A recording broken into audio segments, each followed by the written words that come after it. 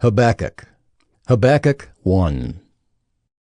The oracle that Habakkuk the prophet saw. O Lord, how long shall I cry for help, and you will not hear? Or cry to you violence, and you will not save? Why do you make me see iniquity, and why do you idly look at wrong? Destruction and violence are before me, strife and contention arise. So the law is paralyzed, and justice never goes forth, for the wicked surround the righteous. So justice goes forth perverted. Look among the nations and see, wonder and be astounded. For I am doing a work in your days that you would not believe if told. For behold, I am raising up the Chaldeans, that bitter and hasty nation, who march through the breadth of the earth to seize dwellings not their own. They are dreaded and fearsome. Their justice and dignity go forth from themselves. Their horses are swifter than leopards, more fierce than the evening wolves. Their horsemen press proudly on. Their horsemen come from afar. They fly like an eagle, swift to devour. They all come for violence, all their faces forward. They gather captives like sand. At kings they scoff, and at rulers they laugh. They laugh at every fortress, for they pile up earth and take it. Then they sweep by like the wind and go on, guilty men, whose own might is their God. Are you not from everlasting, O Lord my God, my Holy One? We shall not die? O Lord, you have ordained them as a judgment, and you, O Rock, have established them for reproof. You who are of purer eyes than to see evil and cannot look at wrong, why do you idly look at traitors and remain silent when the wicked swallows up the man more righteous than he? You make mankind like the fish of the sea, like crawling things that have no ruler. He brings all of them up with a hook. He drags them out with his net. He gathers them in his dragnet, so he rejoices and is glad.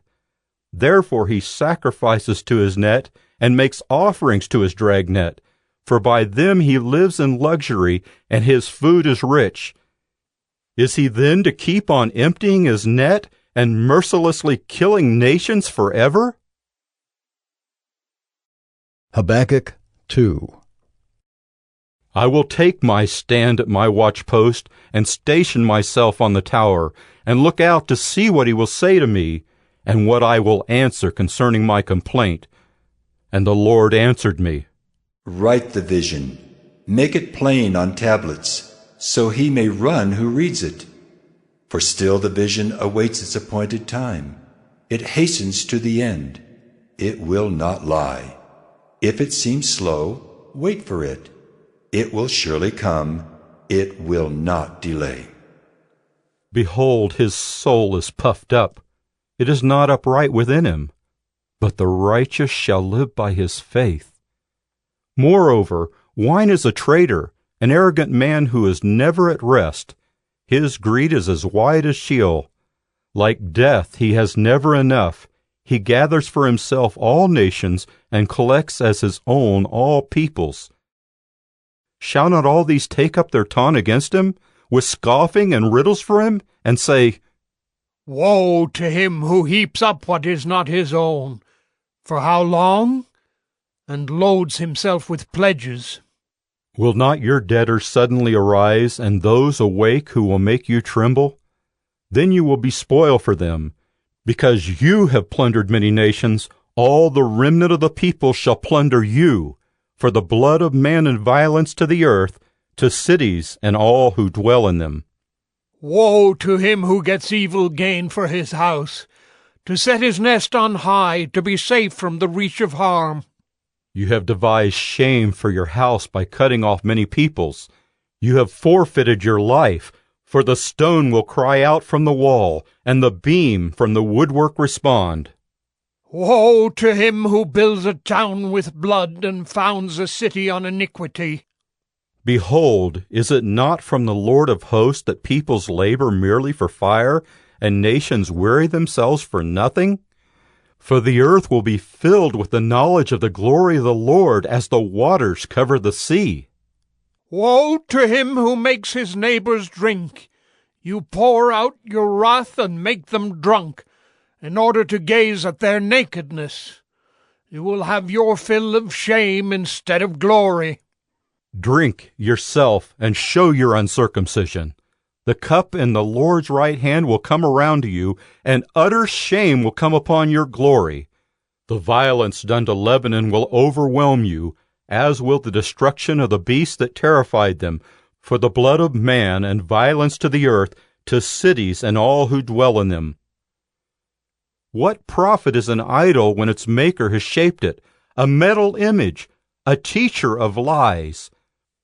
For its maker trusts in his own creation when he makes speechless idols. Woe to him who says to a wooden thing, Awake!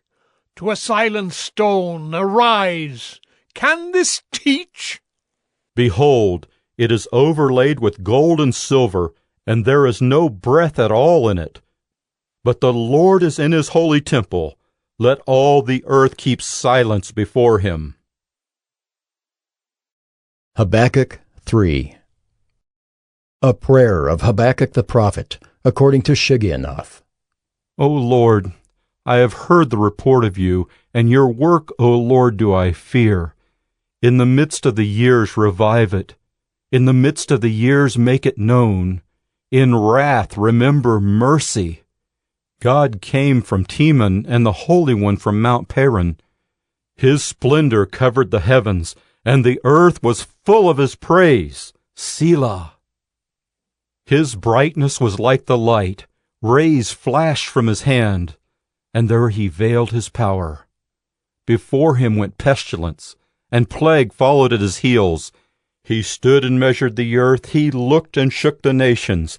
Then the eternal mountains were scattered, the everlasting hills sank low. His were the everlasting ways. I saw the tents of Cushan in affliction, the curtains of the land of Midian did tremble. Was your wrath against the rivers, O Lord? Was your anger against the rivers? Or your indignation against the sea when you rode on your horses, on your chariot of salvation? You stripped the sheath from your bow, calling for many arrows. Selah. You split the earth with rivers. The mountains saw you and writhed. The raging waters swept on. The deep gave forth its voice. It lifted its hands on high. The sun and moon stood still in their place at the light of your arrows as they sped, at the flash of your glittering spear. You marched through the earth in fury. You threshed the nations in anger. You went out for the salvation of your people, for the salvation of your anointed. You crushed the head of the house of the wicked, laying him bare from thigh to neck. Selah. You pierced with his own arrows the heads of his warriors, who came like a whirlwind to scatter me, rejoicing as if to devour the poor in secret. You trampled the sea with your horses, the surging of mighty waters. I hear and my body trembles. My lips quiver at the sound. Rottenness enters into my bones, my legs tremble beneath me. Yet I will quietly wait for the day of trouble to come upon people who invade us. Though the fig tree should not blossom, nor fruit be on the vines, the produce of the olive fail, and the fields yield no food, the flock be cut off from the fold, and there be no herd in the stalls, yet I will rejoice in the Lord. I will take joy in the God of my salvation. God, the Lord, is my strength. He makes my feet like the deer's. He makes me tread on my high places. To the choir master with stringed instruments.